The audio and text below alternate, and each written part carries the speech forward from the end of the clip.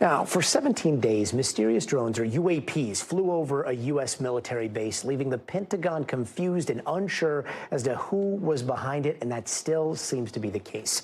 But now, at least, the Pentagon is confirming that those drones were, in fact, spotted hovering over Langley Air Base last year, and despite those drones violating U.S. airspace, they were not shot down, even though it looks like the commander of that base did have the authority to do so. And that's just one of the many instances of things flying with impunity over restricted airspace. And in light of all this, NBC News learned on Friday that there will be another congressional hearing on UAPs in mid-November, possibly with witness testimony. I had a chance to speak with Jeremy Corbell about this on Friday. He's a journalist, podcaster, and documentary filmmaker who has published a lot of the videos we're now talking about, and we've been talking about for years. This hearing, what kind of testimony could we see there? Right. So we are in a crisis right now of journalism in America. And there are a lot of attempts right now to stop witnesses, firsthand whistleblowers to UAP, from testifying. Now, we also have people fighting to allow for that.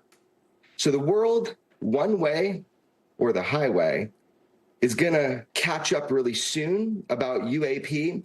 George Knapp, my mentor in journalism, and I have been giving briefings on the Hill as recently as today, watching this unfold, just like everybody else at home. I will tell you this. This is the message, and it's already been said by Representative Nancy Mace. Come hell or high water, the hearing is on. Nothing can stop it now. Nothing can. And truth and significant transparency regarding UAP is unstoppable. So what the American and global public does with that, that's up to them. Jeremy, if I can, I want to play a bit of what the Pentagon said about those drones flying over Langley, the situation over Langley, if you don't mind. Take a look. The number of those UAS incursions did fluctuate on any given day, but they didn't appear to exhibit any hostile intent. It's something that we, have kept our eye on. So when you hear didn't appear to indicate hostile intent, what goes through your mind? Right.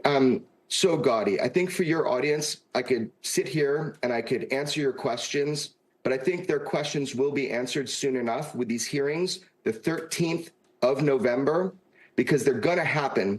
And I'd just like to say to your audience, as a journalist in America, I fear no thing real or fictitious, and I embrace the truth, no matter how challenging that is for people to process.